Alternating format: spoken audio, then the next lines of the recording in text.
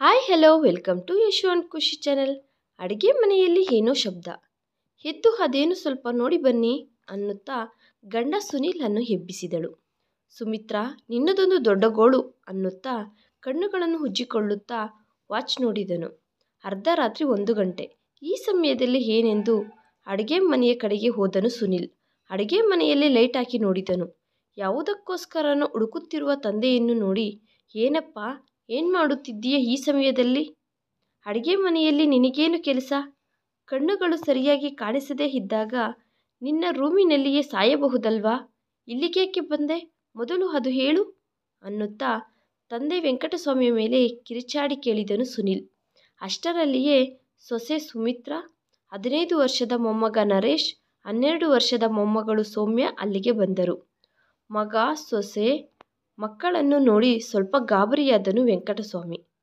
ತಾತನನ್ನು ಏನೋ ಬೈಯುತ್ತಿದ್ದಾನೆಂದು ತಿಳಿದುಕೊಂಡು ಆ ಚಿಕ್ಕ ಮಕ್ಕಳು ಅವರ ತಾತನ ಅಕ್ಕಪಕ್ಕ ಬಾಡಿಗಾರ್ಡ್ಸ್ನಂತೆ ನಿಂತುಕೊಂಡರು. ಅಯ್ಯೋ, ತುಪ್ಪ ಎಲ್ಲ ನೆಲದ ಪಾಲು ಮಾಡಿದ್ದಾನೆ ಆತನು.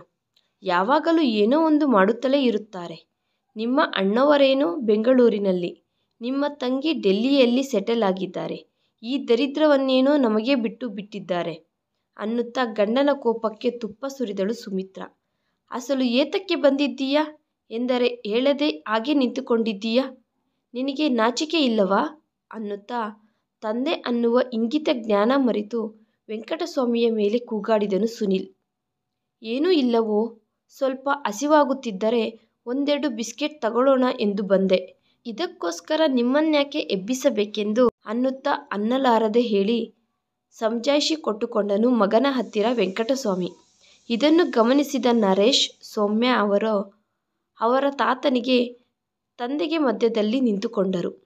ಅದೇ ನೆಪ ಮಾಡಿಕೊಂಡು, ಬಂದ್ರಪ್ಪ ದೊಡ್ಡ ಮನುಷ್ಯರು, ಹೋಗಿ ಹೋಗಿ ಮಲಗಿಕೊಳ್ಳಿ ಅನ್ನುತ್ತಾ ತಂದೆಯ ಮೇಲೆ ಇರುವ ಕೋಪವನ್ನು ಮಕ್ಕಳ ಮೇಲೆ ತೋರಿಸಿದನು ಸುನೀಲ್. ಇನ್ನು ಮಾಡುವುದೇನೂ ಇಲ್ಲದೆ ಅವರ ತಾತನನ್ನೇ ನೋಡುತ್ತಾ ಹೋಗಿ ನಿದ್ದೆ ಬರದಿದ್ದರೂ ಮಲಗಿಕೊಂಡರು ನರೇಶ್, ಸೌಮ್ಯ. ಈ ದರಿದ್ರವನ್ನು ಏನೋ ಒಂದು ಮಾಡದಿದ್ದರೆ ನಾನು ನಮ್ಮ ತವರು ಮನೆಗೆ ಹೊರಟು ಹೋಗುತ್ತೇನೆ. ನೀವು ಏನಾದರೂ ಮಾಡಿಕೊಳ್ಳಿ ಎಂದು ಗೊಣಗುತ್ತಾ ಬೆಡ್ರೂಮಿನೊಳಗಡೆ ಹೋದಳು ಸುಮಿತ್ರಾ. ಗೋಡೆ ಆಸರೆಯಿಂದ ತನ್ನ ರೂಮಿನೊಳಗಡೆ ಸೇರಿಕೊಂಡ ವೆಂಕಟಸ್ವಾಮಿ. ಕತ್ತಲಿನಲ್ಲಿಯೇ ಮಂಚದ ಮೇಲೆ ಕುಳಿತುಕೊಂಡು ಮಗ ಮತ್ತೆ ಬಂದು ಕರೆಂಟ್ ಖರ್ಚು ಅನ್ನುತ್ತಾನೇನೋ ಎಂದು ಲೈಟ್ ಸಹ ಹಾಕಿಕೊಳ್ಳಲಿಲ್ಲ. ಕತ್ತಲಲ್ಲಿಯೇ ಎದುರುಗಡೆ ಇರುವ ತನ್ನ ಹೆಂಡತಿ ಭಾರತಿ ಕಾಣಿಸದ ಫೋಟೋ ಕಡೆಗೆ ನೋಡುತ್ತಾ ತನ್ನ ಹಳೆಯ ದಿನಗಳನ್ನು ನೆನಪು ಮಾಡಿಕೊಳ್ಳುತ್ತಾನೆ. ವೆಂಕಟಸ್ವಾಮಿ ಒಬ್ಬ ಸಾಮಾನ್ಯ ರೈತ ಕುಟುಂಬದಲ್ಲಿ ಹುಟ್ಟಿದವನು. 3 ಅಣ್ಣ ತಮ್ಮಂದಿರಲ್ಲಿ ಕೊನೆಯವನು. ದೊಡ್ಡವರಿಬ್ಬರು ವ್ಯವಸಾಯದಲ್ಲಿ ತಂದೆಗೆ ಸಹಾಯವಾಗಿ ಇದ್ದು ಹೋದರು. ಮನೆಯಲ್ಲಿ ಒಬ್ಬರಾದರೂ ಚೆನ್ನಾಗಿ ಓದಿ ಸಮಾಜಕ್ಕೆ ಸೇವೆ ಮಾಡಬೇಕೆಂದು ಅವರ ತಂದೆಯ ಕೋರಿಕೆ. ಅಷ್ಟೇ ಅಲ್ಲದೆ ಆತನನ್ನು ಒಂದು ಒಳ್ಳೆ ಉಪಾಧ್ಯಾಯನನ್ನಾಗಿ ನೋಡಬೇಕೆಂದು ಆತನ ತಪನೆ. ತಂದೆಯ ಕೋರಿಕೆಯಂತೆ ಅಣ್ಣಂದಿರ ಸಹಕಾರದಿಂದ ವೆಂಕಟಸ್ವಾಮಿ ತುಂಬ ಚೆನ್ನಾಗಿ ಓದಿಕೊಂಡನು. ಪ್ರೋತ್ಸಾಹ ಇದ್ದರೆ ಸಾಧಿಸಲಾರದೆ ಇರುವುದು ಏನೂ ಇರುವುದಿಲ್ಲ. ವೆಂಕಟಸ್ವಾಮಿ ವಿಷಯದಲ್ಲಿ ಅದೇ ನಿಜವಾಯಿತು.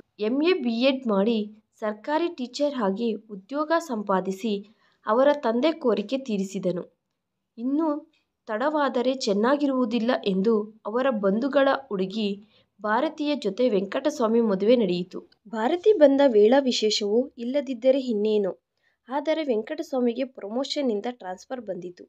ಆತನಿಗೆ ಉದ್ಯೋಗ ಇದೆ. ಆದ್ದರಿಂದ ಇರುವ ಜಮೀನನ್ನು, ಮನೆಯನ್ನು ತನ್ನ 2 ಅಣ್ಣಂದಿರಿಗೆ ಕೊಟ್ಟುಬಿಡು ಅಂದನು. ಅಣ್ಣಂದಿರು ಇಬ್ಬರು ಹಾಗೆ ಬೇಡ ಎಂದು ಎಷ್ಟು ವಾದಿಸಿದರೂ ತನ್ನ ತಂದೆಯನ್ನು ಒಪ್ಪಿಸಿ ಆಸ್ತಿಗಳನ್ನು ಅಣ್ಣಂದಿರ ಹೆಸರಿನ ಮೇಲೆ ರಿಜಿಸ್ಟರ್ ಮಾಡಿಸಿದನು ವೆಂಕಟಸ್ವಾಮಿ. ಭಾರತಿಗೆ ಗಂಡ ಮಾಡುತ್ತಿರುವುದು ಸರಿಯಾದ ನಿರ್ಧಾರ ತೆಗೆದುಕೊಂಡಿರುವುದರಿಂದ ಏನೂ ಎದುರು ಹೇಳಲಿಲ್ಲ. ಕಾಲಕ್ರಮೇಣ ವೆಂಕಟಸ್ವಾಮಿ ಕುಟುಂಬದಲ್ಲಿ ಮತ್ತೆ 3 ಸದಸ್ಯರು ಸೇರ್ಪಡೆಯಾದರು. ಅದರಲ್ಲಿ ಮೊದಲನೆಯ ಮಗ ರಾಜೇಶ್, ಎರಡನೆಯವನು ಸುನೀಲ್, ಮೂರನೆಯವಳು ಮುದ್ದಿನ ಮಗಳು ಪ್ರಣೀತಿ. ಗಂಡ ತನ್ನ ಕೆಲಸಗಳಲ್ಲಿ ಬ್ಯುಸಿಯಾಗಿ ಇದ್ದಿದ್ದರಿಂದ ಮಕ್ಕಳ ಬೇಕು ಬೇಡಗಳನ್ನು ಹೆಚ್ಚಾಗಿ ಭಾರತಿ ನೋಡಿಕೊಳ್ಳುತ್ತಿದ್ದಳು. ದೇವರು ಪ್ರತಿ ಕೆಲಸವನ್ನು ಇಂಥವರೇ ಮಾಡಬೇಕೆಂದು ನಿಯಮ ಇಟ್ಟುಕೊಂಡಿದ್ದಾರೇನೋ. ವೆಂಕಟಸ್ವಾಮಿ ಕೆಲಸವನ್ನು, ಆತನ ಅನುಭವವನ್ನು ಗುರುತಿಸಿ ಸರ್ಕಾರ ವೆಂಕಟಸ್ವಾಮಿಯನ್ನು ಹೈಸ್ಕೂಲ್ ಹೆಡ್ಮಾಸ್ಟರ್ ಆಗಿ ಪ್ರಮೋಟ್ ಮಾಡಿತು. ಅದರ ಜೊತೆ ಅದೇ ವರ್ಷ ಬ್ಯಾಂಕಿನಲ್ಲಿ ಕೆಲಸ ಮಾಡುತ್ತಿರುವ ದೊಡ್ಡ ಮಗ ರಾಜೇಶ್ಗೆ ಮಗಳು ಪ್ರಣೀತಾಗೆ ಸಂಬಂಧಗಳು ಫಿಕ್ಸ್ ಆಗಿದ್ದರಿಂದ ತಕ್ಷಣ ಮದುವೆಗಳು ನಡೆಯುವುದು ಬೇಗ ಬೇಗ ನಡೆದು ಹೋಯಿತು. ಅದೇ ವರ್ಷ ವೆಂಕಟಸ್ವಾಮಿ ಸರ್ಕಾರ ಉತ್ತಮ ಉಪಾಧ್ಯಾಯನನ್ನಾಗಿ ಆಯ್ಕೆ ಮಾಡಿದರು. ರಾಷ್ಟ್ರಪತಿ ಕೈಗಳಿಂದ ಸನ್ಮಾನ, ಅವಾರ್ಡ್ ತೆಗೆದುಕೊಳ್ಳುವುದು ನಡೆಯಿತು. ಅಷ್ಟರಲ್ಲಿಯೇ ಎರಡನೆಯ ಮಗ ಸುನಿಲ್ ಬ್ಯಾಂಕ್ ಉದ್ಯೋಗಕ್ಕೆ ಸೇರಿದನು. ಇನ್ನೇನಿದೆ, ಭಾರತಿಯ ಅಣ್ಣ ಧನುಂಜಯ್ ತನ್ನ ಮಗಳನ್ನು ಸುನಿಲ್ಗೆ ಮಾಡಿಕೊಳ್ಳಿ ಎಂದು ಬಂದು ವೆಂಕಟಸ್ವಾಮಿಯನ್ನು ಭಾರತಿಯನ್ನು ಕೇಳಿದನು. ಭಾರತಿ ತವರು ಮನೆಯ ಮಮಕಾರವನ್ನು ಬೇಡ ಅನ್ನಲಾರದೆ ಹೋದಳು. ಸುನಿಲ್ ಸಹ ಸರಿ ಅಂದಿದ್ದರಿಂದ ಆ ಮದುವೆ ಶಾಸ್ತ್ರ ಮಾಡಿ ಮುಗಿಸಿದರು ವೆಂಕಟಸ್ವಾಮಿ ದಂಪತಿಗಳು. ಸುನಿಲ್ ಮೈಸೂರಿನಲ್ಲಿ ಹೊಸ ಸಂಸಾರ ಹೊಸದಾಗಿ ಪ್ರಾರಂಭಿಸಿದನು. ಬದಲಾವಣೆ ಕೆಲವು ಬಾರಿ ಆನಂದವನ್ನು ಕೊಟ್ಟರೆ ಮತ್ತೆ ಕೆಲವು ಸಾರಿ ಏನೋ ತಿಳಿಯದ ನೋವನ್ನು ಕೊಡುತ್ತದೆ. ಮಕ್ಕಳೆಲ್ಲರಿಗೆ ಮದುವೆಗಳಾಗಿ ಉದ್ಯೋಗ ರೀತಿಯ ಅವರವರ ಪಾಡಿಗೆ ಅವರು ಹೋಗಿದ್ದರಿಂದ ಭಾರತಿಗೆ ಎಲ್ಲ ಖಾಲಿಯಾಗಿ ಅನಿಸಿತು. ಸ್ಕೂಲಿನಿಂದ ಬಂದ ಗಂಡನ ಜೊತೆ ಅದೇ ವಿಷಯವನ್ನು ಹೇಳುತ್ತಾ ಕಣ್ಣೀರನ್ನು ಇಟ್ಟುಕೊಂಡಳು ಭಾರತಿ. ಏಯ್, ಏನೋ ಚಿಕ್ಕ ಮಗುವಂತೆ ನೀನು ನಿಮ್ಮವರನ್ನೆಲ್ಲ ಬಿಟ್ಟು ಬಂದಂತೆ ನಮ್ಮ ಮಕ್ಕಳು ಅವರವರ ಜೀವನಕ್ಕೋಸ್ಕರ ಹೋದರು. ಇದರಲ್ಲಿ ಬಾಧೆ ಬೀಳಬೇಕಾಗಿರುವುದು ಏನಿದೆ ಎಂದು ಹೆಂಡತಿಯನ್ನು ಸಮಾಧಾನ ಮಾಡಿದನು ವೆಂಕಟಸ್ವಾಮಿ. ಎಷ್ಟಾದರೂ ಟೀಚರ್ ಅಲ್ವಾ. ಕಾಲಕ್ರಮೇಣ ವೆಂಕಟಸ್ವಾಮಿ ಭಾರತಿಯವರ 3 ಮಕ್ಕಳಿಗೆ ಮಕ್ಕಳಾದರು. ಅದರಲ್ಲಿ 3 ಮೊಮ್ಮಗನವರು, 3 ಮೊಮ್ಮಗಳು. ಮನುಷ್ಯನ ಜೀವನದಲ್ಲಿ ಯಾವ ಬದಲಾವಣೆ ಯಾವ ಕಡೆಗೆ ತೆಗೆದುಕೊಂಡು ಹೋಗುತ್ತದೆಯೋ ಯಾರೂ ಊಹಿಸಲಾಗದ ವಿಷಯ. ವೆಂಕಟಸ್ವಾಮಿಗೆ ಇನ್ನೂ 5 ವರ್ಷ ಸರ್ವೀಸ್ ಇದೆ ಅಂದಾಗ ಫಲಿತಾಂಶದಲ್ಲಿ ಸ್ವಲ್ಪ ಹಿಂದೆ ಇದ್ದ ಒಂದು ಸ್ಕೂಲ್ಗೆ ಒಳ್ಳೆ ಫಲಿತಾಂಶ ಆಶಿಸಿ ಆತ ಇಷ್ಟಕ್ಕೂ ಮುಂಚಿತವಾಗಿ ಟೀಚರ್ ಆಗಿ ಕೆಲಸ ಮಾಡಿದ ಸ್ಕೂಲಿಗೆ ಉಪಾಧ್ಯಾಯನನ್ನಾಗಿ ಟ್ರಾನ್ಸ್ಫರ್ ಬಂದಿದೆ. ಮಕ್ಕಳು ಸಮಯಕ್ಕೆ ಬರದಿದ್ದರಿಂದ ಗಂಡ ಹೆಂಡತಿ ಇಬ್ಬರು ಸ್ಕೂಲಿನ ಮಕ್ಕಳ ತಂದೆ ತಾಯಿಗಳ ಸಹಾಯದಿಂದ ಅವಶ್ಯಕತೆ ಇರುವ ಲಗೇಜಿನ ಜೊತೆ ಆ ಊರು ಸೇರಿಕೊಂಡರು. ಪರಿಚಯ ಇರುವ ಊರೇ ಆಗಿದ್ದರಿಂದ ಲಗೇಜ್ ಜೋಡಿಸಿಕೊಳ್ಳಲು ಜಾಸ್ತಿ ಕಷ್ಟಪಡಬೇಕಾದ ಅವಸರ ಬರಲಿಲ್ಲ. ಇನ್ನು ವೆಂಕಟಸ್ವಾಮಿಗೆ ಕಾಯಕವೇ ಕೈಲಾಸ. ಸರ್ಕಾರ ಆಶಿಸಿದಂತೆ ಉದ್ಯೋಗಿಗಳ ಸಹಕಾರದಿಂದ ತನ್ನ ಸರ್ವೀಸ್ನಲ್ಲಿ ಕೊನೆಯ 5 ವರ್ಷಗಳು ತನ್ನ ಸ್ಕೂಲಿಗೆ 10ನೇ ತರಗತಿ ವಿದ್ಯಾರ್ಥಿಗಳಿಗೆ 100ಕ್ಕೆ 100ರಷ್ಟು ಉತ್ತೀರ್ಣತೆ ಫಲಿತಾಂಶ ಜಿಲ್ಲೆಯಲ್ಲಿಯೇ ತನ್ನ ಸ್ಕೂಲನ್ನು ನಂಬರ್ 1 ಸ್ಥಾನದಲ್ಲಿ ನಿಲ್ಲಿಸಿದನು. ಎಲ್ಲ ಉಪಾಧ್ಯಾಯರಂತೆ ವೆಂಕಟಸ್ವಾಮಿ ಸಹ ಸ್ಕೂಲ್ನ ಮಕ್ಕಳ ಉತ್ತೀರ್ಣತೆಯನ್ನು ತನ್ನ ಉದ್ಯೋಗದ ಕೊನೆಯ ದಿನಗಳಲ್ಲಿ ತನ್ನ ಸ್ಕೂಲಿಗೆ ಒಳ್ಳೆಯ ಹೆಸರು ಬಂದಿರುವುದನ್ನು ನೋಡಿ ಸಂತೋಷಪಟ್ಟನು. ಮನಸ್ಸು ಸಂತೋಷದಿಂದ ಉಕ್ಕುತ್ತಿದೆ. ಯಾವುದಾದರೂ ಒಂದು ಪ್ರಾರಂಭವಾದರೆ ಅದಕ್ಕೆ ಮುಕ್ತಾಯ ಸಹ ಇರಬೇಕಾಗಿರುವುದು. ಅದು ಧರ್ಮ ಸಹ. ವೆಂಕಟಸ್ವಾಮಿ ಉದ್ಯೋಗ ಸಹ ಯಾವುದೋ ಚಿಕ್ಕ ಹಳ್ಳಿಯಲ್ಲಿ ಪ್ರಾರಂಭವಾಯಿತು. ಮನುಷ್ಯನ ಜೀವನಕ್ಕೆ ಕೊನೆ ಯಾವ ದಿನವೋ ತಿಳಿಯುವುದಿಲ್ಲ. ಆದರೆ ಸರ್ಕಾರಿ ಉದ್ಯೋಗದ ತನ್ನ ಕೊನೆಯ ದಿನ ಮಾತ್ರ ಮೊದಲೇ ತಿಳಿದಿರುತ್ತದೆ. ಇದು ಒಂದು ತರಹ ಒಳ್ಳೆಯದೇ. ಮಾನಸಿಕವಾಗಿ ಮೊದಲೇ ಸಿದ್ಧವಾಗಬಹುದು. ವೆಂಕಟಸ್ವಾಮಿ ಜೀವನದಲ್ಲಿ ಸಹ ಸರ್ಕಾರಿ ಉದ್ಯೋಗಿಯಾಗಿ ಆ ದಿನ ಬಂದೇ ಬಿಟ್ಟಿತು.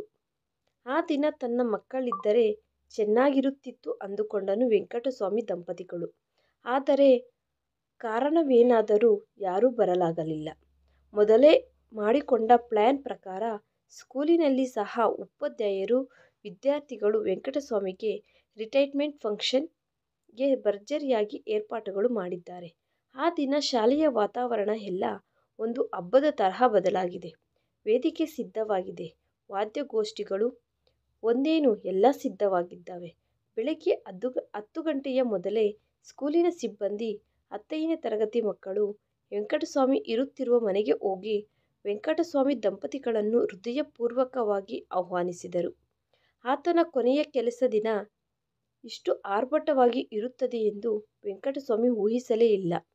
ಸಿಬ್ಬಂದಿಯ ಆಹ್ವಾನಕ್ಕೆ ವೆಂಕಟಸ್ವಾಮಿ ದಂಪತಿಗಳಲ್ಲಿ ಇರುವ ತಳಮಳವನ್ನು ಯಾರಿಗೂ ತೋರ್ಪಡಿಸದೆ ಎಲ್ಲವನ್ನೂ ನಿಭಾಯಿಸಿಕೊಂಡು ಎಲ್ಲರ ಜೊತೆ ಸ್ಕೂಲಿನ ವಾತಾವರಣದೊಳಗಡೆ ಬಂದು ಅಲ್ಲಿಯ ಏರ್ಪಾಟುಗಳನ್ನು ನೋಡಿ ಆಶ್ಚರ್ಯಚಕಿತನಾದನು ವೆಂಕಟಸ್ವಾಮಿ. ಬರಬೇಕಾಗಿರುವವರೆಲ್ಲ ಅಷ್ಟೊತ್ತಿಗೆ ಬಂದು ಇದ್ದಿದ್ದರಿಂದ ಕಾರ್ಯಕ್ರಮವನ್ನು ಡ್ರಿಲ್ ಮಾಸ್ಟರ್ ತಿಮ್ಮಪ್ಪ ಪ್ರಾರಂಭಿಸುತ್ತಾ ವೆಂಕಟಸ್ವಾಮಿ ದಂಪತಿಗಳನ್ನು ವೇದಿಕೆ ಮೇಲೆ ಆಹ್ವಾನಿಸಿದರು. ನಂತರ ಸನ್ಮಾನದ ಭಾಗವಾಗಿ ಪ್ರಾರ್ಥನೆ, ಆನಂತರ ಹೂವಿನ ಮಾಲೆಯ ಜೊತೆ ಶಾಲುವ ಹಾಕಿ ಸನ್ಮಾನದ ಕಾರ್ಯಕ್ರಮಗಳು ಹಾಗೇ ನಡೆದು ಹೋದವು. ಸ್ಕೂಲಿನ ಸಿಬ್ಬಂದಿ, ಶಾಲೆಯ ಮಕ್ಕಳು ವೆಂಕಟಸ್ವಾಮಿಯ ಜೊತೆ ಅವರಿಗಿರುವ ಅನುಬಂಧವನ್ನು, ಅವರು ಕಲಿತುಕೊಂಡ ಪಾಠಗಳು ಸಭೆಯಲ್ಲಿ ಹಂಚಿಕೊಂಡರು. ಕೊನೆಯದಾಗಿ ವೆಂಕಟಸ್ವಾಮಿಯನ್ನು ಮಾತನಾಡಲು ಕೋರಿದರು. ಆರ್ಗನೈಸರ್ ತಿಮ್ಮಪ್ಪ ಮಾಸ್ಟರ್ ಎಷ್ಟೋ ವರ್ಷಗಳು ಧಾರಾಳವಾಗಿ ಎಷ್ಟೋ ಸಾವಿರಾರು ಮಕ್ಕಳಿಗೆ ಪಾಠಗಳು ಹೇಳಿದ ವೆಂಕಟಸ್ವಾಮಿ ಗಂಟಲು ಮೊದಲ ಬಾರಿ ಮೂಕನಾಗಿದ್ದಾನೆ. ಸಮಾವೇಶವೆಲ್ಲ ಒಂದೇ ನಿಶ್ಶಬ್ದ. ಎಲ್ಲರನ್ನೂ ಒಂದು ಬಾರಿ ನೋಡಿ ಮಾತನಾಡಲು ಶುರು ಮಾಡಿದನು ವೆಂಕಟಸ್ವಾಮಿ. ಅಷ್ಟೇ, ಒಂದೇ ಬಾರಿ ಚಪ್ಪಾಳೆಗಳ ಸುರಿಮಳೆ. ಕಣ್ಣುಗಳನ್ನು ಮುಚ್ಚಿಕೊಂಡು ಆ ಚಪ್ಪಾಳೆಗಳ ಆನಂದವನ್ನು ಮನಸ್ಸು ಹಿತವಾಗಿ ಅನುಭವಿಸಿ, ಚಪ್ಪಾಳೆಗಳ ಶಬ್ದ ನಿಂತ ನಂತರ ಉಪಾಧ್ಯಾಯನಾಗಿ ತನ್ನ ಕೊನೆಯ ಮಾತುಗಳನ್ನು ಪ್ರಾರಂಭಿಸಿದನು ವೆಂಕಟಸ್ವಾಮಿ. ಸಭೆಗೆ ನಮಸ್ಕಾರ. ನನ್ನ ಸಹೋದ್ಯೋಗಿಗಳಿಗೆ, ಇತರ ಸಿಬ್ಬಂದಿಗೆ ನನ್ನ ನಮಸ್ಕಾರಗಳು. ಮಕ್ಕಳೆಲ್ಲರಿಗೂ ನನ್ನ ಆಶೀಸ್ಸುಗಳು. ಮೊದಲು ನಾನು ನಮ್ಮ ತಂದೆಗೆ ತುಂಬ ಋಣಿಯಾಗಿದ್ದೇನೆ. ನಮ್ಮ ತಂದೆಯ ಕೋರಿಕೆ ನನ್ನನ್ನು ಉಪಾಧ್ಯಾಯನನ್ನಾಗಿ ಮಾಡಿದೆ. ತದನಂತರ ನನ್ನ ಅಣ್ಣಂದಿರು ನನ್ನ ವಿದ್ಯಾಭ್ಯಾಸಕ್ಕಾಗಿ ಅವರು ವ್ಯವಸಾಯದಾರರಾಗಿ ಇದ್ದು ನನಗೆ ಎಷ್ಟೋ ಸಹಕರಿಸಿದರು. ಅವರಿಗೆ ನನ್ನ ನಮಸ್ಕಾರಗಳು. ನಿಜ ಹೇಳಬೇಕೆಂದರೆ ನನ್ನ 3 ಮಕ್ಕಳನ್ನು ಹೆಚ್ಚಾಗಿ ಇರಿಸಿಕೊಂಡಿದ್ದೂ ಇಲ್ಲ. ಅದಕ್ಕೆ ನನಗೆ ಎಲ್ಲ ವಿಧವಾಗಿ ಸಹಕರಿಸುತ್ತಾ ಬಂದ ನನ್ನ ಹೆಂಡತಿ ಭಾರತಿಗೆ ನಾನೆಷ್ಟೋ ಋಣಿಯಾಗಿ ಇರುತ್ತೇನೆ. ಇನ್ನು ನನ್ನ ಉದ್ಯೋಗದ ಬಗ್ಗೆ ಹೇಳಬೇಕೆಂದರೆ ತುಂಬ ಇದೆ. ನಮ್ಮ ತಂದೆ ಹೇಳುತ್ತಿದ್ದರು, ನಾವು ಯಾರ ಹತ್ತಿರವಾದರೂ 1 ರೂಪಾಯಿ ತೆಗೆದುಕೊಂಡಿದ್ದೇವೆ ಅಂದರೆ ಅದಕ್ಕೆ ಜವಾಬ್ದಾರಿಯಿಂದ 1 ರೂಪಾಯಿ 10 ಪೈಸೆಯಷ್ಟು ಕೆಲಸ ಮಾಡಬೇಕೆಂದು.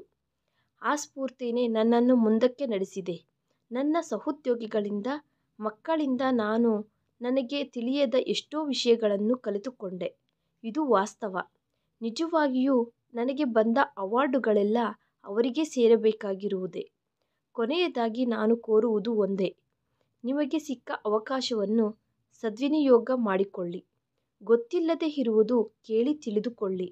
ನಿಮ್ಮನ್ನು ನೀವೇ ತಿದ್ದಿಕೊಳ್ಳಿ. ಇಷ್ಟೊಂದು ನನ್ನನ್ನು, ನನ್ನ ಹೆಂಡತಿಯನ್ನು ಆದರಿಸಿದ ಪ್ರತಿಯೊಬ್ಬರಿಗೂ ನನ್ನ ಅಭಿವಂದನೆಗಳು. ಇನ್ನು ಬರುತ್ತೇನೆ ಎಂದು ತನ್ನ ಉಪನ್ಯಾಸವನ್ನು ಮುಗಿಸಿದನು. ಮತ್ತೊಂದು ಬಾರಿ ಚಪ್ಪಾಳೆಗಳ ಸುರಿಮಳೆ ಸುರಿಯಿತು. ಎಲ್ಲರ ಊಟಗಳ ನಂತರ ವೆಂಕಟಸ್ವಾಮಿಯನ್ನು, ಭಾರತಿಯನ್ನು ಮನೆಯ ತನಕ ಕರೆದುಕೊಂಡು ಹೋಗಿ ಬಿಟ್ಟು ಬಂದರು ಸ್ಕೂಲಿನ ಸಿಬ್ಬಂದಿ. ಕಾರಣವಿಲ್ಲದೆ ಯಾವ ಸಂಘಟನೆಯಾದರೂ ನಡೆಯುವುದಿಲ್ಲ ಅಂದುಕೊಳ್ಳುತ್ತೇನೆ. ಉದ್ಯೋಗದ ನಿವೃತ್ತಿ ಸಮಾವೇಶದಿಂದ ಮನೆಗೆ ಬಂದ ನಂತರ ಗಂಡನಿಗೆ ಕಾಫಿ ಕೊಟ್ಟಳು ಭಾರತಿ. ಅಷ್ಟಕ್ಕೆ ಸುಮ್ಮನಿರದೆ ಹಿಂದಿನ ಸಂಘಟನೆಗಳು ನೆನಪು ಮಾಡಿಕೊಳ್ಳುತ್ತಾ ಒಂದೇ ಸಮನೆ ಮಾತನಾಡುತ್ತಲೇ ಇದ್ದಾಳೆ. ಅಷ್ಟಾಗಿ ಮಾತನಾಡದೇ ಇರುವ ತನ್ನ ಭಾರತಿ ನಿದ್ದೆ ಸಹ ಮಾಡದೆ ಏನೇನೋ ಮಾತುಗಳು ಹೇಳುತ್ತಿದ್ದರೆ ಮಾಸ್ಟರ್ಗೆ ಸ್ವಲ್ಪ ಆಶ್ಚರ್ಯ, ಸ್ವಲ್ಪ ಆನಂದ.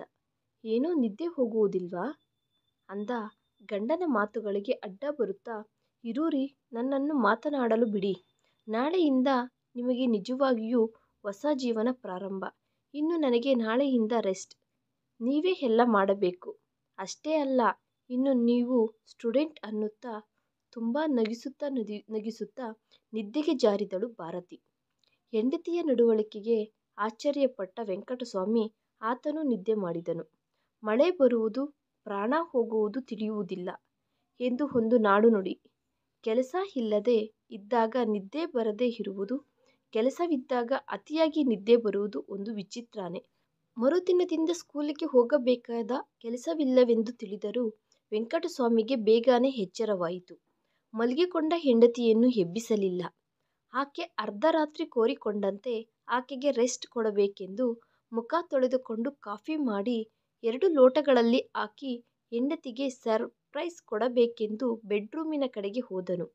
ಕಾಫಿ ಗ್ಲಾಸ್ಗಳನ್ನು ಟೇಬಲ್ ಮೇಲೆ ಇಟ್ಟು, ಏನು ರೀ ಭಾರತಿ ಮೇಡಮ್ ಅವರೇ, ಎದ್ದೇಳಿ, ನಿಮಗೋಸ್ಕರ ಬಿಸಿ ಬಿಸಿ ಕಾಫಿ ರೆಡಿ ಅನ್ನುತ್ತಾ ಹೆಂಡತಿಯನ್ನು ಎಬ್ಬಿಸಲು ಪ್ರಯತ್ನ ಮಾಡಿದನು ವೆಂಕಟಸ್ವಾಮಿ. ಹೆಂಡತಿ ಎದ್ದೇಳದೆ ಇದ್ದಿದ್ದರಿಂದ ಎದ್ದು ತಮಾಷೆಯಾಗಿ ನಟಿಸುತ್ತಿದ್ದಾಳಾ ಎಂದು ಮುಖದ ಮೇಲೆ ಬೆಡ್ಶೀಟನ್ನು ತೆಗೆದನು. ಆವಾಗಲೂ ಮಾತನಾಡದೆ ಇದ್ದಿದ್ದರಿಂದ ಎದ್ದೇಳು ಎದ್ದೇಳು, ಬಿಸಿ ಬಿಸಿ ಕಾಫಿ ನಿಮಗೋಸ್ಕರನೇ ಮಾಡಿದೆ ಅನ್ನುತ್ತಾ ಹೆಂಡತಿಯ ಕಡೆಗೆ ನೋಡಿದನು ವೆಂಕಟಸ್ವಾಮಿ. ಆ ಕಡೆಯಿಂದ ಎಂತಹುದೇ ರೆಸ್ಪಾನ್ಸ್ ಇಲ್ಲದೇ ಇದ್ದಿದ್ದರಿಂದ ಏನು ಇವಳು ಎಷ್ಟು ಕರೆದರೂ ಎದ್ದೇಳುತ್ತಿಲ್ಲ, ಏನಾದರೂ ಸುಸ್ತಾಗಿದ್ದಾಳೇನೋ ಅನ್ನುತ್ತಾ ಹಣೆಯ ಮೇಲೆ ಕೈ ಇಟ್ಟು ನೋಡಿದ ವೆಂಕಟಸ್ವಾಮಿಗೆ ಹಣೆ ತಣ್ಣಗೆ ಇದ್ದಿದ್ದರಿಂದ ಸ್ವಲ್ಪ ಗಾಬರಿಯಿಂದ ಭಾರತಿ ಭಾರತಿ ಅನ್ನುತ್ತಾ ಆಕೆಯನ್ನು ಕದಲಿಸಿ ನೋಡಿದನು. ಎಲ್ಲ ಶರೀರ ತಣ್ಣಗೆ ಇದ್ದಿದ್ದರಿಂದ ವೆಂಕಟಸ್ವಾಮಿಗೆ ಏನೂ ತಿಳಿಯಲಿಲ್ಲ. ಗಾಬರಿಯಿಂದ ಪಕ್ಕದ ಮನೆಯವರನ್ನು ಕರೆದನು. ಅವರು ಸ್ವಲ್ಪ ಜನ ಟೀಚರ್ಸ್ಗೆ ಕಾಲ್ ಮಾಡಿ ಹೇಳಿದರು. ಅಷ್ಟರಲ್ಲಿ ಜನಗಳೆಲ್ಲ ಬಂದರು. ಸಹೋದ್ಯೋಗಿಗಳು ಡಾಕ್ಟರ್ ಜೊತೆ ವೆಂಕಟಸ್ವಾಮಿ ಮನೆಗೆ ಬಂದರು. ಎಲ್ಲರೂ ಡಾಕ್ಟರ್ಗೆ ದಾರಿ ಬಿಟ್ಟರು. ಭಾರತಿಯನ್ನು ಪರೀಕ್ಷಿಸಿದರು ಡಾಕ್ಟರ್. ಮೌನವಾಗಿ ಹೊರಗಡೆ ಬಂದಿದ್ದರಿಂದ ಗುಂಪು ಕೂಡಿದ್ದ ಎಲ್ಲರಲ್ಲಿಯೂ ಒಂದೇ ಆತಂಕ. ವೆಂಕಟಸ್ವಾಮಿಯ ಹತ್ತಿರ ಸಹೋದ್ಯೋಗಿಗಳ ಹತ್ತಿರ ಡಾಕ್ಟರ್ ಅಂದರು, ಐ ಆಮ್ ಸಾರಿ, ಆಕೆ ನಿದ್ದೆಯಲ್ಲಿಯೇ ತೀರಿಕೊಂಡಿದ್ದಾರೆ. ವೆಂಕಟಸ್ವಾಮಿ ಮನಸ್ಸು ನೋವಿನಿಂದ ತುಂಬಿಕೊಂಡಿದೆ. ಕೆಲವರು ವೆಂಕಟಸ್ವಾಮಿಯನ್ನು ಸಾಂತ್ವನ ಹೇಳುತ್ತಿದ್ದಾರೆ. ಪಕ್ಕದ ಮನೆಯವರು ಸ್ವಲ್ಪ ಕಾಫಿ ಕುಡಿಯಿರಿ ಮಾಸ್ಟರ್ ಅವರೇ ಅನ್ನುತ್ತಿದ್ದಾರೆ. ವೆಂಕಟಸ್ವಾಮಿಗೆ ಎಲ್ಲ ಒಂದು ಕನಸಿನ ತರಹ ಇದೆ. ಸ್ವಲ್ಪ ಆತನನ್ನು ಆತನೇ ಸಮಧಾನಿಸಿಕೊಂಡು ಮಕ್ಕಳಿಗೆ ಫೋನ್ ಮಾಡಿ ವಿಷಯವನ್ನು ತಿಳಿಸಿ ಬೇಗ ಬನ್ನಿ ಅನ್ನುತ್ತಿದ್ದಾನೆ. ಉಪಾಧ್ಯಾಯರು ವೆಂಕಟಸ್ವಾಮಿ ಜೊತೆಯಾಗಿ ಇದ್ದು ಹೋದರು. ಮರುದಿನ ಮಧ್ಯಾಹ್ನಕ್ಕೆಲ್ಲ ಗಂಡು ಮಕ್ಕಳು, ಸೊಸೆಯರು, ಮಗಳು, ಅಳಿಯ ಬಂದರು. ಅಷ್ಟೊತ್ತಿಗೆ ಭಾರತಿ ಅಂತಿಮ ಯಾತ್ರೆಗೆ ಎಲ್ಲ ಸಿದ್ಧವಾಗಿ ಇದ್ದಿದ್ದರಿಂದ ಎಲ್ಲರ ಕೊನೆಯ ನೋಟದ ನಂತರ ನಡೆಯಬೇಕಾಗಿರುವುದೆಲ್ಲ ಸಂಪ್ರದಾಯವಾಗಿ ನಡೆಸಿದರು. ಮಗಳು ಪ್ರಣೀತಾ ಮಾತ್ರ ತಂದೆಯನ್ನು ನೋಡುತ್ತಾ ಕುಳಿತುಕೊಂಡಿದ್ದಾಳೆ. ಇನ್ನು ಇರುವುದು ನಿಶ್ಶಬ್ದ ಒಂದೇ. ಹುಟ್ಟಿಗಾದರೂ ಸಾವಿಗಾದರೂ ಕಾಲಕ್ಕೆ ಕನಿಕರ ಇರುವುದಿಲ್ಲ ಅಲ್ಲವಾ? ಭಾರತಿ ಇಲ್ಲದ ಮೊದಲನೆಯ ದಿನ ವೆಂಕಟಸ್ವಾಮಿಗೆ ಮೊದಲ ಬಾರಿ ಅನುಭವಕ್ಕೆ ಬಂದಿದೆ. ಎಷ್ಟು ಜನ ಇದ್ದರೂ ಏನೋ ತಿಳಿಯದ ಏಕಾಂಗಿತನ. ಇದೇನೂ ತಿಳಿದುಕೊಳ್ಳದ ವೆಂಕಟಸ್ವಾಮಿ ಫ್ಯಾಮಿಲಿ ಪಕ್ಕದ ಮನೆಯವರು ಕಳುಹಿಸಿದ ಟಿಫನ್ ತಿಂದು ಕಾಫಿ ಕುಡಿಯುತ್ತಾ ಏನೇನೋ ಮಾತುಗಳು ಹೇಳಿಕೊಳ್ಳುತ್ತಾ ಇದ್ದು ಹೋದರು. ನಂತರ ನಡೆಯಬೇಕಾದ ಕಾರ್ಯಕ್ರಮಗಳ ಬಗ್ಗೆ ವೆಂಕಟಸ್ವಾಮಿಯ ಜೊತೆ ಸಹ ಟೀಚರ್ಸ್ ಚರ್ಚಿಸಿ ಕೊನೆಯ ದಿನ ಕಾರ್ಯಕ್ರಮಕ್ಕೆ ಬರುವ ಹಾಗೆ ಮಾತನಾಡಿಕೊಂಡು ಗಂಡು ಮಕ್ಕಳು, ಸೊಸೆಯರು, ಅಳಿಯ ಹೊರಟು ಹೋದರು. ಮಗಳು ಪ್ರಣೀತಾ ಅವರ ತಂದೆಗೆ ಸಹಾಯವಾಗಿ ಇದ್ದು ಹೋದಳು. ಮನುಷ್ಯನ ಮನಸ್ಸು ತಿಳಿದುಕೊಳ್ಳುವುದು ಬಹುಶಃ ಆ ಬ್ರಹ್ಮನಿಗೆ ಸಹ ಸಾಧ್ಯ ಆಗುವುದಿಲ್ಲವೇನೋ. ಮಗಳು ನಿಜವಾಗಿಯೂ ಆತನ ಮೇಲೆ ಪ್ರೀತಿಯಿಂದ ಇದ್ದು ಹೋದಳೆಂದು ಅಂದುಕೊಂಡನು ಆ ಹುಚ್ಚು ತಂದೆ ವೆಂಕಟಸ್ವಾಮಿ. ತಂದೆಗೆ ಸೇವೆಗಳು ಮಾಡುತ್ತಲೇ ತಾಯಿಯ ಒಡವೆಗಳ ಮೇಲೆ ಕಣ್ಣು ಹಾಕಿದ್ದಾಳೆ. ತಂದೆಯ ಜೊತೆ ಮತ್ತೆ ಮತ್ತೆ ಮಾತನಾಡಿ ಭಾರತಿಗೆ ಸೇರಿದ ಬಳೆಗಳು, ಇನ್ನೂ ಇತರ ಆಭರಣಗಳು ಎಲ್ಲ ಸೇರಿ 200 ಗ್ರಾಂ ಬಂಗಾರ ತೆಗೆದಿಟ್ಟಿದ್ದಾಳೆ. ಅಲ್ಲಿಯ ತನಕ ತಿಳಿಯಲಿಲ್ಲ ತನ್ನ ಮಗಳು ಯಾಕೆ ಆತನ ಜೊತೆ ಇದ್ದಾಳೆಂದು ಅರ್ಥವಾಗಲಿಲ್ಲ ಹುಚ್ಚು ತಂದೆಗೆ. ನೋಡುತ್ತಲೇ 10 ದಿನ ಮುಗಿದು ಹೋಯಿತು. ಆ ದಿನ ಬೆಳಿಗ್ಗೆನೇ ಬೇಗ ಅಂದುಕೊಂಡ ಹಾಗೆ ವೆಂಕಟಸ್ವಾಮಿ ಸಹೋದ್ಯೋಗಿಗಳು ಬಂದಿದ್ದಾರೆ. ಅಲ್ಲದಿದ್ದರೆ ಈ ಬಾರಿ ಮಕ್ಕಳು ಸಹ ಎಲ್ಲರೂ ಬೇಗನೆ ಬಂದಿದ್ದಾರೆ. ರಾಜಕೀಯಗಳು, ಕುಲ್ಲು ಕುತಂತ್ರಗಳು ವಯಸ್ಸಿಗೆ ಬಂದ ನಂತರನೇ. ಚಿಕ್ಕವಗಳಿದ್ದಾಗ ಅವ್ಯಾವೂ ಇರುವುದಿಲ್ಲ ಅಲ್ಲವಾ? ಬಂದ ತಕ್ಷಣ ತಾತನ ಸುತ್ತಲೂ ಮೊಮ್ಮಕ್ಕಳೆಲ್ಲರೂ ಸೇರಿದರು. ಅದು ವೆಂಕಟಸ್ವಾಮಿಯನ್ನು ಈ ಲೋಕಕ್ಕೆ ಕರೆದುಕೊಂಡು ಬಂದಿತು. ತಾತ ನಮ್ಮ ಜೊತೆನೇ ಬರಬೇಕೆಂದು ಎಲ್ಲರೂ ಹಠ ಮಾಡಿದರು. ಆ ದಿನ ಸಾಯಂಕಾಲಕ್ಕೆ ಎಲ್ಲ ಕಾರ್ಯಕ್ರಮಗಳು ಮುಗಿದವು. ಬಂದ ನೆಂಟರುಗಳು ಹೊರಟು ಹೋದರು. ಹೋಗುವ ಮೊದಲು ವೆಂಕಟಸ್ವಾಮಿ ಶಿಷ್ಯಳು, ದೂರದ ನೆಂಟರ ಹುಡುಗಿ, ಆತನನ್ನೇ ಆದರ್ಶವಾಗಿ ತೆಗೆದುಕೊಂಡು ಟೀಚರ್ ಆಗಿ ಕೆಲಸ ಮಾಡುತ್ತಿರುವ ಭಾರ್ಗವಿ ಮಾಸ್ಟರನ್ನು ಪಕ್ಕಕ್ಕೆ ಕರೆದು, ಮಾಸ್ಟರ್ ಅವರೇ, ನಾನು ನಿಮಗೆ ಹೇಳುವಷ್ಟು ದೊಡ್ಡವಳು ಮಾತ್ರ ಅಲ್ಲ. ಅಲ್ಲದಿದ್ದರೆ ನಾನು ನಿಮಗೆ ಹೇಳುವ ಅವಕಾಶ ಬರುವುದಿಲ್ಲವೇನೋ ಎಂದು 1 ನಿಮಿಷ ಹೇಳಬೇಕು ಅಂದುಕೊಳ್ಳುತ್ತಿದ್ದೇನೆ. ಅದೇನೆಂದರೆ, ನಿಮ್ಮ ಬಲಗೈಯಾದ ಅಮ್ಮ ಅವರು ಈಗ ನಿಮ್ಮ ಜೊತೆ ಇಲ್ಲ. ಇನ್ನು ಸರಿದುಕೊಂಡು ಹೋಗುವುದೇ ಮಾರ್ಗ. ನಿಮ್ಮ ಸೊಸೆಯವರು ಏನು ಮಾಡಿದರೆ ಅದೇ ಹೊಟ್ಟೆ ತುಂಬ ತಿನ್ನುವುದು ಕಲಿತುಕೊಳ್ಳಿ. ಯಾವುದಕ್ಕೂ ಹೆಸರು ಇಡಬೇಡಿ. ನೀವು ಯಾವಾಗ ಬರಬೇಕೆಂದರೆ ಆಗ ನಮ್ಮ ಮನೆಗೆ ಸ್ವತಂತ್ರವಾಗಿ ಬರಬಹುದು. ನಾನು ಹೇಳಿದ್ದು ತಪ್ಪಾದರೆ ನನ್ನನ್ನು ಕ್ಷಮಿಸಿ ಅನ್ನುತ್ತಾ ಮಾಸ್ಟರ್ ಉತ್ತರಕ್ಕೆ ಎದುರು ನೋಡದೆ ಹೊರಟು ಹೋದಳು. ಭಾರ್ಗವಿ ಹೋದ ಕಡೆಗೆ ಹಾಗೇ ನೋಡುತ್ತಾ ಇದ್ದು ಹೋದರು ವೆಂಕಟಸ್ವಾಮಿ. ಇನ್ನು ಆ ದಿನ ರಾತ್ರಿ ಸ್ವಲ್ಪ ಸಡಗರದಿಂದಲೇ ಕಳೆಯಿತು. ಟಿಫನ್ ರೆಡಿ, ಎಲ್ಲರೂ ಬರಬೇಕೆಂದು ಸೊಸೆಯರಿಬ್ಬರು ಹಾಲ್ನಲ್ಲಿ ಕುಳಿತುಕೊಂಡು ಕರೆದರು. ಉಪ್ಮಾ ಚಟ್ನಿ ಎಲ್ಲರಿಗೂ ಬಡಿಸಿದರು. ಕುರ್ಚಿಯಲ್ಲಿ ಕುಳಿತುಕೊಂಡ ವೆಂಕಟಸ್ವಾಮಿಗೆ ಒಂದು ಪ್ಲೇಟಿನಲ್ಲಿ ಬಡಿಸಿಕೊಟ್ಟರು. ಎಲ್ಲರೂ ತಿಂದ ನಂತರ ಮಕ್ಕಳೆಲ್ಲರನ್ನೂ ಹೊರಗಡೆ ಆಡಿಕೊಳ್ಳಿ ಎಂದು ಹೇಳಿ, ಅಪ್ಪ ನಿಮ್ಮ ಜೊತೆ ಸ್ವಲ್ಪ ಮಾತನಾಡಬೇಕು ಅನ್ನುತ್ತಾ ಶುರು ಮಾಡಿದರು. ದೊಡ್ಡ ಮಗ ರಾಜೇಶ್, ಇನ್ನು ನೀವು ಒಬ್ಬರೇ ಇಲ್ಲಿ ಏನು ಮಾಡುತ್ತೀರಾ? ನಮ್ಮ ಜಮೀನು ಮನೆಯನ್ನು ಹಂಚಿಕೊಳ್ಳೋಣವಾ? ಇನ್ನು ನಿಮ್ಮ PF ಹಣ ಹೇಗೋ ಎಲ್ಲರಿಗೂ ಸಮಾನವಾಗಿ ಕೊಡುತ್ತೀರಾ? ಇವೆಲ್ಲ ಯಾವಾಗಲಾದರೂ ನಡೆಯಬೇಕಾಗಿರುವುದೇ ಅಲ್ವಾ ಅನ್ನುತ್ತಾ ತಂದೆಯ ಅವಸರ ಇಲ್ಲದೇನೆ ಆತನೇ ಎಲ್ಲ ಭಾಗಗಳು ಮಾಡಿದನು. ಇನ್ನು ವೆಂಕಟಸ್ವಾಮಿಯನ್ನು ಸುನೀಲ್ ಜೊತೆ ಇರುವ ಹಾಗೆ ನಿರ್ಣಯಿಸಿದನು. ಅಲ್ಲದಿದ್ದರೆ ನಿಮ್ಮ ಪೆನ್ಷನ್ ಹಣ ಅವನ ಖಾತೆಯಲ್ಲಿ ಜಮಾ ಆಗುವ ಹಾಗೆ ಮಾಡಿದರೆ ಸರಿ ಹೋಗುತ್ತದೆ. ಇಷ್ಟು ಕಾಲ ಮಕ್ಕಳಿಗೆ ಮಾಸ್ಟರ್ ಪಾಠಗಳು ಹೇಳಿದರೆ ಈಗ ಮಕ್ಕಳು ಮಾಸ್ಟರ್ಗೆ ಪಾಠಗಳು ಹೇಳುತ್ತಿರುವ ಹಾಗೆ ಇದೆ ಪರಿಸ್ಥಿತಿ. ಈ ನಿರ್ಣಯಗಳ ನಂತರ ಒಂದು ವಾರದಲ್ಲಿಯೇ ಭಾಗಗಳು ಮಾಡಿದರು. ವೆಂಕಟಸ್ವಾಮಿ ಬಟ್ಟೆಗಳು ಒಂದು ಸೂಟ್ಕೇಸ್ನಲ್ಲಿ ಜೋಡಿಸಿದರು ಸುನೀಲ್ ಮಕ್ಕಳು. ಅವರ ಅಜ್ಜಿಯ ನೆನಪಾಗಿ ಭಾರತಿ ಫೋಟೋ ಒಂದು ಅದರಲ್ಲಿಯೇ ಇಟ್ಟಿದ್ದಾರೆ. ವೆಂಕಟಸ್ವಾಮಿ ಹೊಸ ಜೀವನ ಸುನೀಲ್ ಫ್ಯಾಮಿಲಿಯ ಜೊತೆ ಮೈಸೂರಿಗೆ ಹೋಗಿದ್ದರಿಂದ ಶುರುವಾಯಿತು. ಸುನೀಲ್ ಸುಮಿತ್ರಾ ಅವರು ಅಂದುಕೊಂಡ ಪ್ರಕಾರ 3 ಬೆಡ್ರೂಮ್ಸ್ ಅಪಾರ್ಟ್ಮೆಂಟ್, ಬ್ಯಾಂಕಿನಲ್ಲಿ ಲೋನ್ ತೆಗೆದುಕೊಂಡು ಅಪಾರ್ಟ್ಮೆಂಟ್ ತೆಗೆದುಕೊಂಡು ಸುಮಿತ್ರಾ ಹೆಸರಿನ ಮೇಲೆ ರಿಜಿಸ್ಟರ್ ಮಾಡಿದ್ದಾರೆ. ಅದರಲ್ಲಿ ಒಂದು ರೂಮ್ ವೆಂಕಟಸ್ವಾಮಿಗೆ ಕೊಟ್ಟಿದ್ದಾರೆ. ಬ್ಯಾಂಕ್ ಲೋನ್ಗೆ ವೆಂಕಟಸ್ವಾಮಿ ಪೆನ್ಷನ್ ಶೂರಿಟಿಯಾಗಿ ಬದಲಾಗಿದೆ. ಪ್ರತಿ ತಿಂಗಳು ವೆಂಕಟಸ್ವಾಮಿ ಪೆನ್ಷನ್ನಿಂದ EMI ಕಟ್ಟುವ ಹಾಗೆ ಬ್ಯಾಂಕ್ ಅವರ ಹತ್ತಿರ ಅಗ್ರಿಮೆಂಟ್ ಮಾಡಿಕೊಂಡಿದ್ದಾರೆ. ಅದು ಹೋಗಿ ಮಿಗಿಲಿದ್ದ ಪೆನ್ಷನ್ ಹಣ ಪ್ರತಿ ತಿಂಗಳು ಸುನೀಲ್ ಯಾವುದೋ ಒಂದು ಕಾರಣ ಹೇಳಿ ಬಳಸಿಕೊಳ್ಳಲು ಶುರು ಮಾಡಿದ್ದಾನೆ. ಮೆಲ್ಲಗೆ ವೆಂಕಟಸ್ವಾಮಿ ಎಲ್ಲದಕ್ಕೂ ಮಗ ಸೊಸೆಯ ಮೇಲೆ ಆಧಾರ ಪಡಬೇಕಾದ ಪರಿಸ್ಥಿತಿ ಬಂದಿದೆ. ತನ್ನ ರೂಮಿನಲ್ಲಿ ಕತ್ತಲಿನಲ್ಲಿ ಎದುರುಗಡೆ ಇರುವ ತನ್ನ ಹೆಂಡತಿ ಭಾರತಿಯ ಕಾಣಿಸದ ಫೋಟೋ ಕಡೆಗೆ ನೋಡುತ್ತಾ, ಇಂತಹ ಪರಿಸ್ಥಿತಿ ತನ್ನ ಹೆಂಡತಿಗೆ ತಪ್ಪಿದ್ದಕ್ಕೆ ಒಳಗೊಳಗಡೆ ತುಂಬ ಸಂತೋಷಪಟ್ಟನು ವೆಂಕಟಸ್ವಾಮಿ. ತಾತ ಅವರ ಪರಿಸ್ಥಿತಿ ಗಮನಿಸಿದ ಮೊಮ್ಮಗ ನರೇಶ್ ತಾತನನ್ನು ಪಾರ್ಕ್ ಎಂದು ಕರೆದುಕೊಂಡು ಹೋಗಿ ಒಂದು ಓಲ್ಡೇಜ್ ಹೋಮನ್ನು ತೋರಿಸಿದನು. ತಾತನ ಹತ್ತಿರ ನರೇಶ್ ಅಂದನು, ತಾತ, ನಿನಗೆ ನಮ್ಮ ಮನೆಯಲ್ಲಿ ಸರಿಯಾಗಿ ಊಟ ಇಡುತ್ತಿಲ್ಲ. ಅಮ್ಮ ಅಡುಗೆ ನಮಗೆ ಒಂದು ತರಹ, ನಿನಗೆ ಒಂದು ತರಹ ಮಾಡುವುದು ಪ್ರತಿದಿನ ನಾನು ತಂಗಿ ಗಮನಿಸುತ್ತಿದ್ದೇವೆ. ನಾವೇನಾದರೂ ಮಾತನಾಡಿದರೆ ಬೈಯುತ್ತಿದ್ದಾರೆ, ಅಷ್ಟೇ ಅಲ್ಲದೆ ಹೊಡೆಯುತ್ತಿದ್ದಾರೆ. ಇವೆಲ್ಲ ನಿಮ್ಮ ತನಕ ಬರುತ್ತಿಲ್ಲ. ನೀವು ಒಪ್ಪಿಕೊಂಡರೆ ಅಮ್ಮ ಅಪ್ಪನ ಮೇಲೆ ಪೊಲೀಸ್ ಕಂಪ್ಲೇಂಟ್ ಕೊಡೋಣ ಅಂದುಕೊಳ್ಳುತ್ತಿದ್ದೇವೆ. ನಾನು ತಂಗಿ, ಅದು ಒಳ್ಳೆಯದಲ್ಲ. ಅಂದರೆ ನೀವು ಈ ಓಲ್ಡೇಜ್ ಹೋಮ್ನಲ್ಲಿ ಸೇರಿಕೊಳ್ಳಿ. ಇಲ್ಲಿಯಾದರೂ ಹೊಟ್ಟೆಯ ತುಂಬ ತಿನ್ನಬಹುದು. ಇನ್ನು ನಮ್ಮ ಅಪ್ಪನಿಗೆ ಅಮ್ಮನಿಗೆ ಪೆನ್ಷನ್ ಹಣ ಕೊಡಬೇಡಿ. ಆಗಾಗ ನಾನು ತಂಗಿ ಬರುತ್ತಿರುತ್ತೇವೆ ಅಂದ ಮೊಮ್ಮಗನ ಮಾತಿಗೆ ಆಶ್ಚರ್ಯಪಟ್ಟನು ವೆಂಕಟಸ್ವಾಮಿ. ಏನ್ ತಾತ ಆಲೋಚಿಸುತ್ತಿದ್ದೀರಿ ಅಂದ ಮೊಮ್ಮಗನ ಮಾತುಗಳಿಗೆ ಏನು ಹೇಳಬೇಕೋ ತಿಳಿಯದೆ, ಅದು ಅಲ್ಲವೋ, ನಾನು ಹೀಗೆ ಓಲ್ಡೇಜ್ ಹೋಮ್ ಸೇರಿದರೆ ನಿಮ್ಮ ತಂದೆ ತಾಯಿ ನಾಮೋಷಿಯಾಗಿ ಫೀಲ್ ಆಗುತ್ತಾರೆ ಏನೋ ಅಂದನು. ಅದೇನೂ ಅಲ್ಲ ತಾತ, ನಿಮ್ಮನ್ನು ಸರಿಯಾಗಿ ನೋಡದೇ ಇರುವವರೇ ನಾಮೋಷಿಯಾಗಿ ಫೀಲ್ ಆಗಬೇಕು. ನಾನು ದೊಡ್ಡವನಾದ ಮೇಲೆ ನೀವು ನನ್ನ ಹತ್ತಿರಾನೇ ಇರುತ್ತೀರಾ. ನನಗೆ ನೀವೇ ಬೇಕು. ಅಲ್ಲಿಯ ತನಕ ನೀವು ಈ ಓಲ್ಡೇಜ್ ಹೋಮ್ನಲ್ಲಿ ಇರಿ. ಮೊಮ್ಮಗನ ಆಪ್ಯಾಯತೆಗೆ ಮನಸ್ಸಿನಲ್ಲಿ ಸಂತೋಷಪಟ್ಟು ಓಲ್ಡೇಜ್ ಹೋಮ್ಗೆ ಸೇರಿದನು ವೆಂಕಟಸ್ವಾಮಿ. ಆತನಿಗೆ ಇಬ್ಬರಿರಲು ಆಗುವ ರೂಮನ್ನು ಕೊಟ್ಟರು.